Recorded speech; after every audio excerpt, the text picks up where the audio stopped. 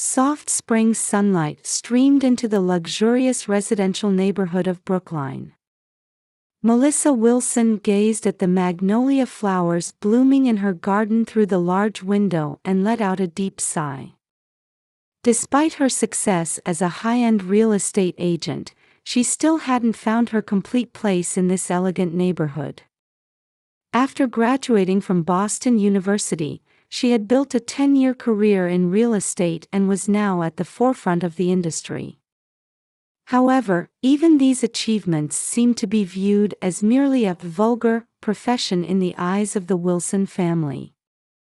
"I think I'll skip dinner with your mother this week," she said. Ethan looked up from his work laptop on the living room sofa. "Again?" "Melissa, Mother's been worried about you." "Yes, I know, but..." Melissa's words trailed off, masking the turmoil in her heart. 3 years into their marriage, Patricia Wilson's cold gaze hadn't softened one bit. "It's clear she thinks I'm the woman who ruined her son's life." "That's not true," Ethan denied immediately, but his voice lacked conviction. Without fail, after Sunday Mass at church, Patricia would bring up news about Julia, Ethan's childhood friend.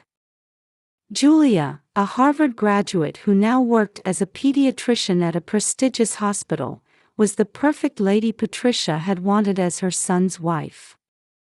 Living in an upscale neighborhood, building a successful career, and having a loving husband, on the surface, Melissa's life seemed perfect. However, her blemish of coming from a middle-class family in Minnesota seemed to be an indelible stain in Patricia's eyes. There had been some relief when her father-in-law Thomas was alive, just 6 months ago. The gentle physician, who had earned the community's trust as the head of neurosurgery at Brookline General Hospital, had been someone who quietly tempered his wife's excessive behavior. But after his death, Patricia's controlling behavior had only intensified. The weekly mother-son dinners. Despite his busy schedule as a senior vice president at an IT company, Ethan never missed this tradition. Meanwhile, Melissa had reduced her contact with her mother-in-law to about once a month. "Ethan, actually..." Melissa stood up and walked over to her husband by the window. In her hand, she clutched a small envelope. "We're having a baby." Ethan's face lit up with surprise and joy. "Really?" 7 weeks along. 2 years of fertility treatments have finally paid off. Ethan stood up and embraced Melissa. Thank you so much." In her trembling husband's arms, Melissa harbored mixed feelings. When and how should they break this happy news to Patricia? Her mother-in-law, who served as president of the Church Women's Association and devoted herself to charitable activities, was outwardly an elegant and merciful woman. However, beneath that mask lay an abnormal attachment to her son and an obsessive adherence to traditional values. As a central figure at Holy Trinity Church, always mindful of others' eyes and obsessed with maintaining a perfect appearance, how would she take this news? "We should tell Mother soon," Ethan said. "Let's tell her at dinner this weekend." "Yes, right." Melissa smiled and nodded, but anxiety swirled in her heart. How would this happy event affect her relationship with her mother-in-law? No one could say. Soft chandelier light filled the private room at the upscale French restaurant La Maison. An elegant serving of seared foie gras appetizer graced the table, and the 1982 Chateau Lafite Rothschild in the glasses cast a deep sparkle. Patricia straightened her back and spread her napkin across her lap with perfect posture. "Congratulations on becoming vice president, Ethan. As your mother, I couldn't be more proud. Thank you, Mother, Ethan smiled. Melissa met her husband's eyes and gave a small nod. The time had come to tell her. Mother, actually, we have some happy news, Melissa began quietly. We're having a baby. For a moment, the air seemed to freeze. Patricia's hand trembled slightly. Ethan continued, we confirmed it with tests recently. Patricia's expression slowly changed. It was a perfect smile, like an actor performing on stage. Oh, how wonderful! Patricia exclaimed. We must celebrate. Waiter, champagne. Melissa felt unsettled by her mother-in-law's reaction. This unprecedented warmth. Yet something felt unnatural about it. The next morning, an unannounced visitor rang the doorbell. Good morning, Melissa, Patricia stood there. Dressed in a perfect Chanel suit, carrying an Hermès Birkin bag. I've brought a gift for the baby. For your and the baby's safety. In front of the entrance sat a brand new Volvo XC90. The silver body gleamed in the morning sun. Mother, this is too expensive. Nonsense, Patricia waved her hand. It's for my first grandchild.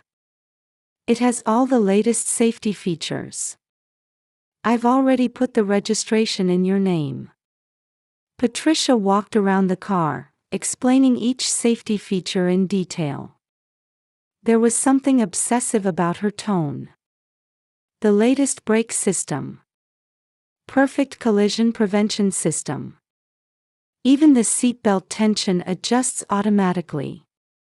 Despite her mixed feelings, Melissa thought this might be a chance to improve their relationship. Maybe she had truly changed. Ethan was overjoyed like a child.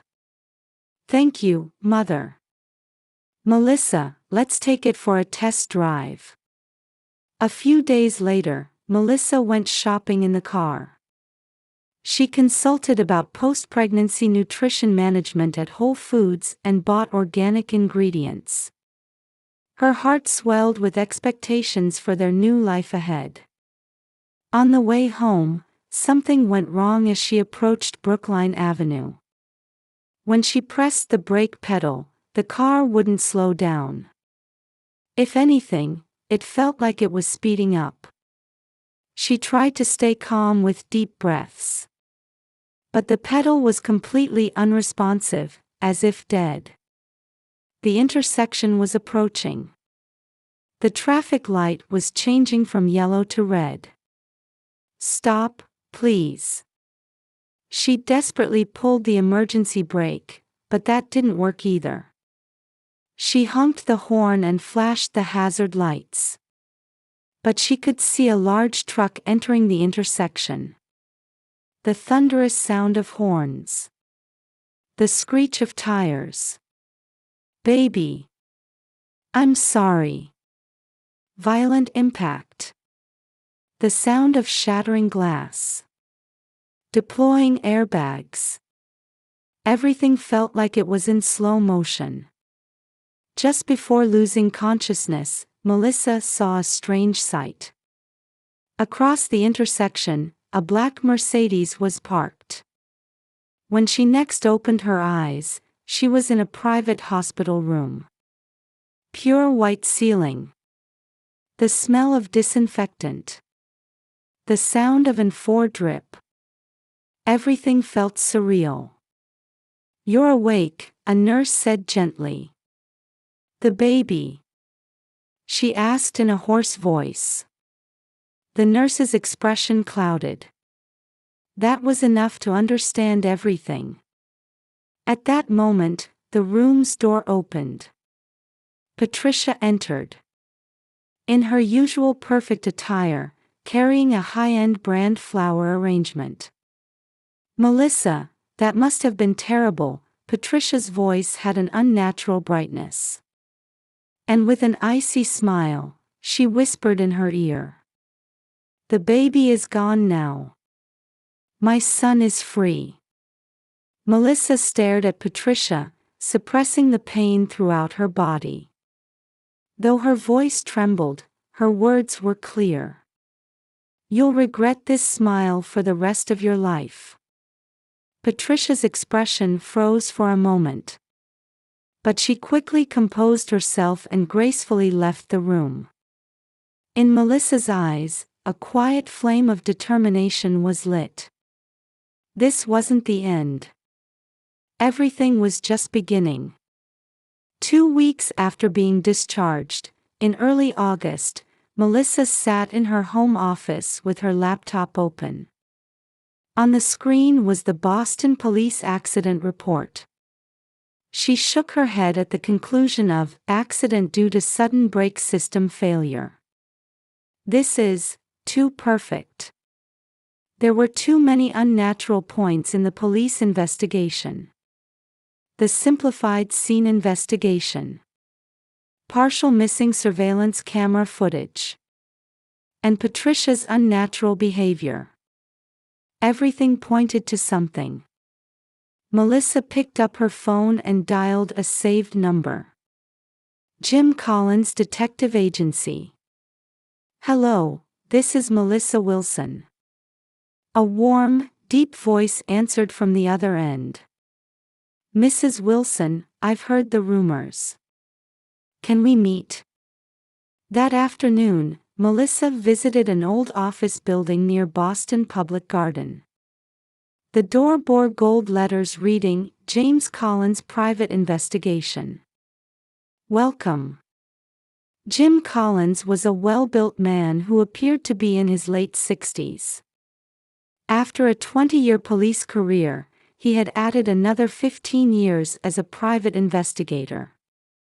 Behind his gentle expression lay sharp eyes. "Will you believe my story?" Melissa asked quietly. Jim let out a deep sigh. "During my time as police chief, I saw similar cases many times. Accidents wrapped up with superficial investigations. And the darkness behind them." Melissa told him about the accident details and her suspicions about Patricia. Jim listened intently, occasionally taking notes. "Let's begin the investigation," Jim said gravely. "But please promise one thing. Your husband must not know about this investigation." "I understand." Ethan wouldn't believe it yet. The investigation proceeded cautiously but steadily.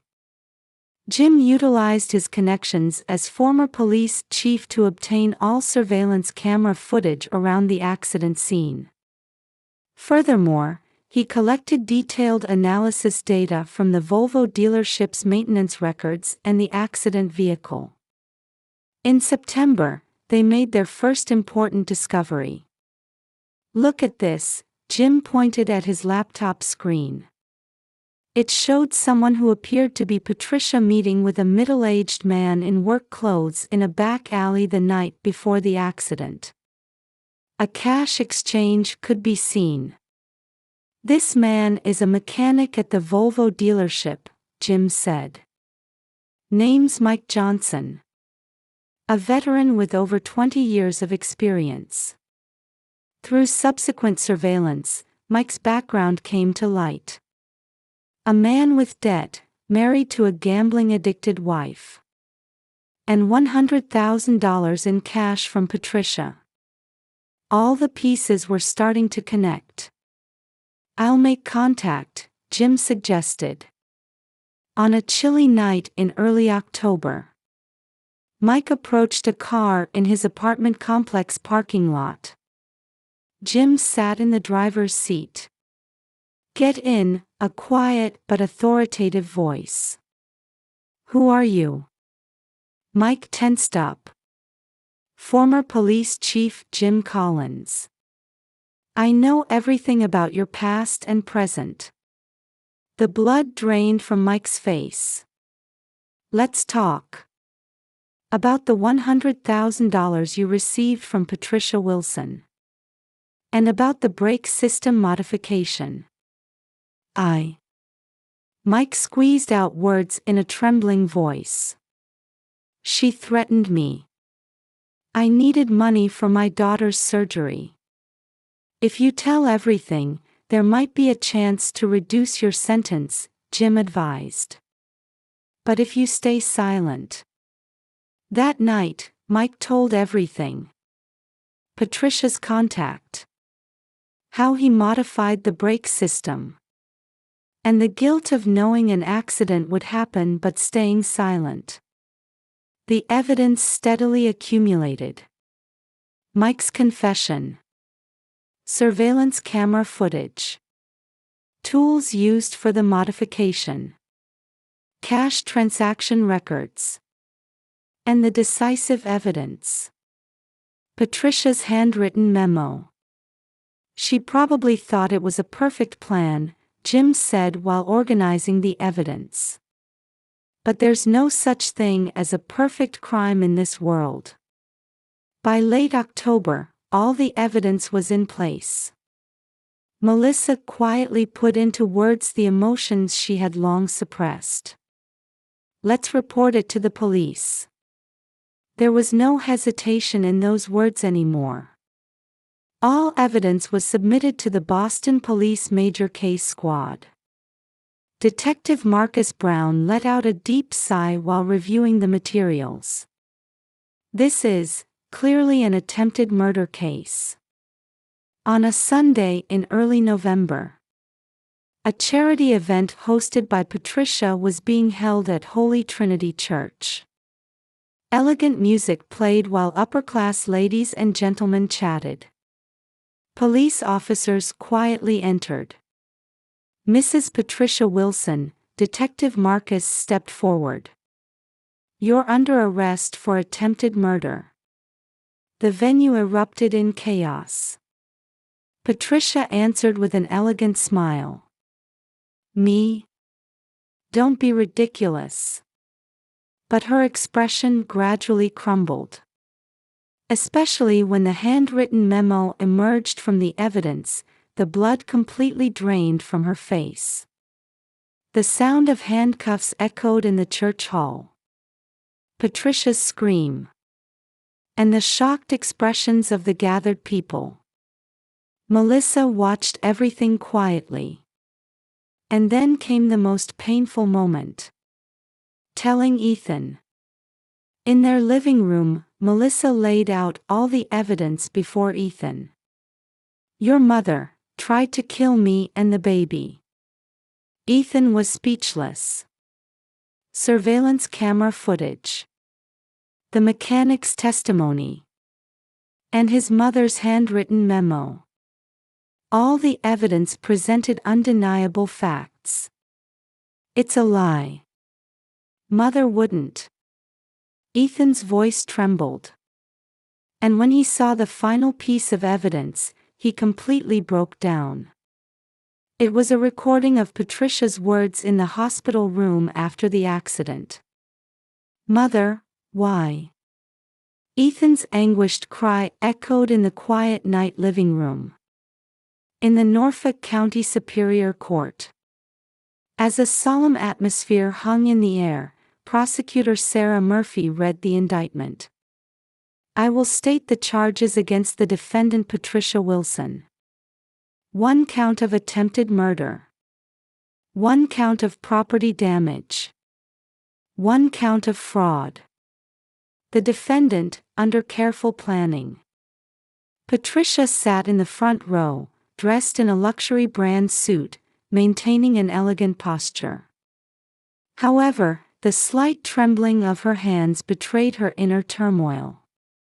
Defense attorney Robert Stein was one of Boston's most expensive lawyers. He stood up and began his argument in a calm voice. My client's actions were out of concern for her son. The psychiatric evaluation results also. At those words, Melissa in the gallery narrowed her eyes. Her husband Ethan squeezed her hand tightly. Witness examination began. The first witness was mechanic Mike Johnson. "I received $100,000 from Mrs. Patricia," he began testifying in a trembling voice. "I was instructed to modify the car's brake system." "Please state the specific instructions," the prosecutor prompted. "To make it look like an accident. And to ensure." Mike choked on his words. "To ensure that the fetus would." The courtroom fell silent. The next witness was a technician who analyzed surveillance camera footage near the accident scene. Then the emergency doctor who examined Melissa right after the accident. With each testimony, the outline of the case became clearer. During recess, Ethan whispered to Melissa in the hallway, "Something's wrong with Mother." Indeed, there were changes in Patricia's behavior. Cracks were beginning to show in her perfect lady facade. Afternoon court. Patricia's witness examination began. "I did nothing wrong," Patricia answered with dignity. "I was just trying to protect my family from someone who could ruin my son's life." "Then why did you modify the brakes?" the prosecutor pressed. "That's..."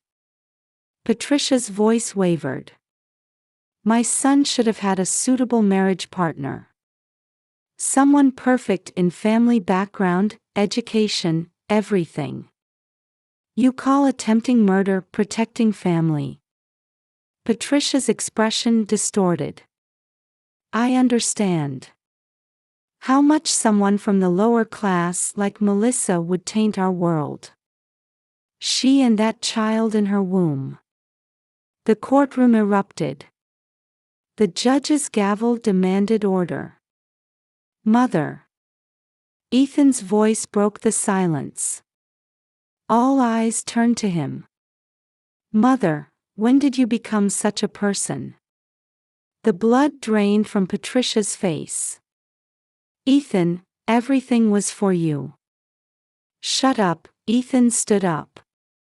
"You've been completely different since Father died. But to go this far." "Ethan, I only wanted your happiness." "Happiness?" Ethan's voice rang cold. "Mother, you tried to kill my wife and my child. How could that lead to happiness?" Patricia's perfect mask shattered with a sound. "No. No. Everything is wrong," she began screaming. "My son was born into a perfect family, received a perfect education, and was supposed to have a perfect marriage. But this woman ruined everything." The courtroom fell into complete chaos. Guards rushed to restrain Patricia.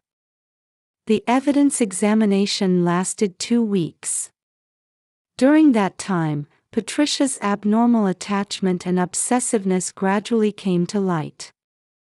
The psychiatric evaluation noted severe obsessive-compulsive disorder that had worsened after her husband's death. The day of the verdict. The courtroom was packed with spectators. Defendant Patricia Wilson, the judge's voice rang out. "Your actions were premeditated and extremely malicious. Neither insanity nor diminished capacity is recognized." The verdict was delivered. The court sentences the defendant to 15 years in prison. The gallery stirred. "Ethan!" Patricia cried out. "Everything was for you." But Ethan had already turned his back. Taking Melissa's hand, he quietly left the courtroom. As reporters swarmed around them, the couple got into their car. "It's finally over," Melissa said quietly. "Yes," Ethan let out a deep sigh. "I'll never see Mother again." Those words carried both deep sadness and strong determination. After the verdict, Patricia's collapse progressed rapidly. She lost her position as president of the Church Women's Association, and her friends drifted away one by one. Her fall from graceful society further devastated her mental state. The media widely reported the case as the dark underbelly of Boston high society. Her hypocritical charitable activities were exposed, and the social status she had built crumbled easily. In late December, Ethan was packing all his mother's photos into a cardboard box. "Are you sure about this?"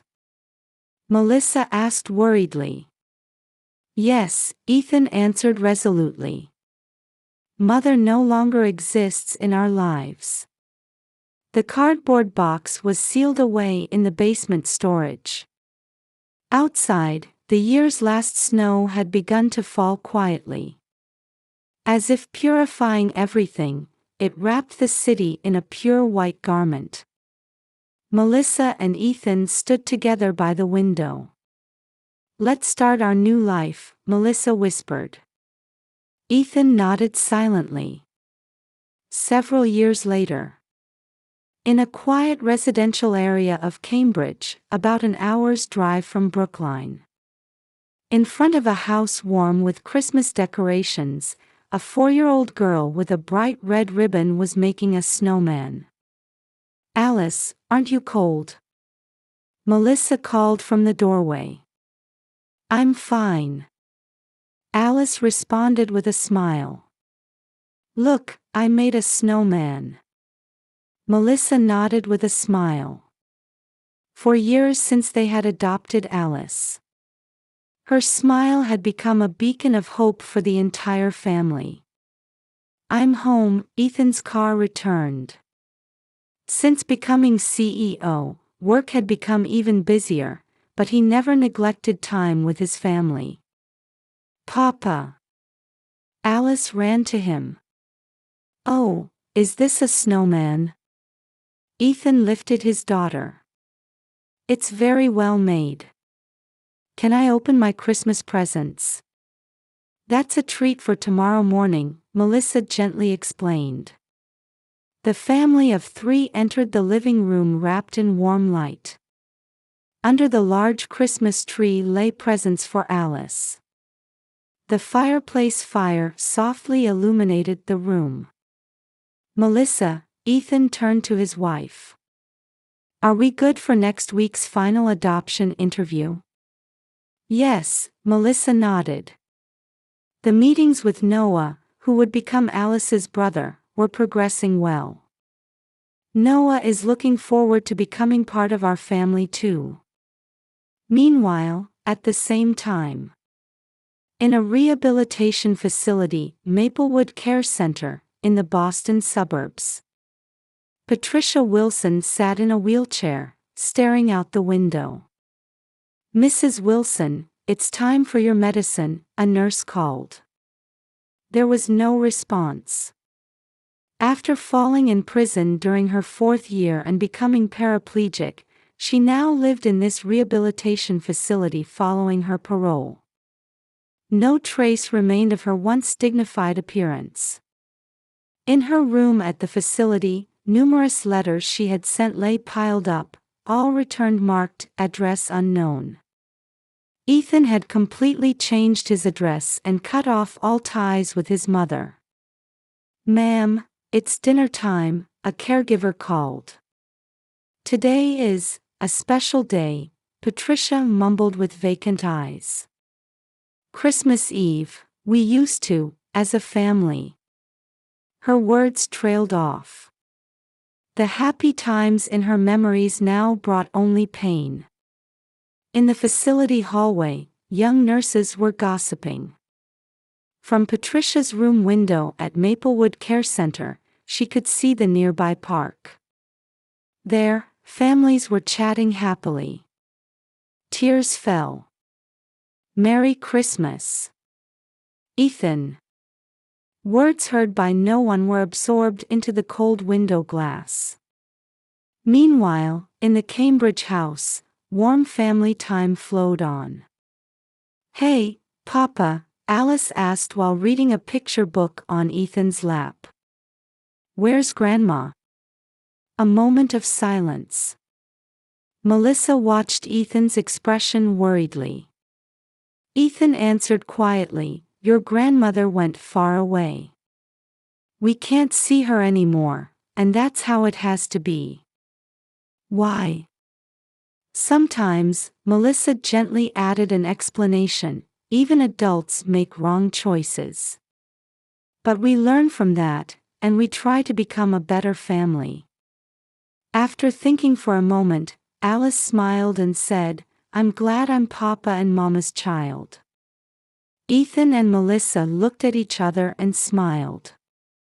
The scars certainly remain. But the happiness they gained by overcoming them is irreplaceable. The night deepened. Alice headed to her room early, saying, I have to sleep before Santa comes. Ethan and Melissa were alone in the living room. The fireplace fire flickered quietly. Next year will be our first Christmas as a family of 4, Melissa said. Yes, Ethan held his wife's hand. I try not to think about Mother anymore. But sometimes, when I see Alice's smile, I'm reminded anew of the magnitude of Mother's mistakes. Ethan. Mother lost sight of what true happiness is. There are things more important than family background and social status. Melissa silently leaned against Ethan. Outside the window, large snowflakes were falling. The city's illuminations twinkled fantastically through the curtain of snow. Hey, Melissa whispered. Our family's story is just beginning. You're right, Ethan smiled too. Mother's chosen path was too sad. But we have a different path. The fireplace fire gently cast their shadows on the wall. Meanwhile, at the rehabilitation facility, a single light remained on in Patricia's room. She continued staring out the window. The price she paid for seeking perfection too much was far too great. Now, all that remained for her was regret and time that could never be recovered. But life goes on. In the Cambridge house, Alice was dreaming of Christmas by her pillow. Melissa and Ethan were talking about their new family's future. And next year, Noah would join them. This family's story continues on. The shadows of the past certainly exist. But they turn those into lessons, nurturing stronger, gentler bonds. Perhaps that is the true victory. Outside the window, the Christmas snow gently wrapped all the stories in its embrace.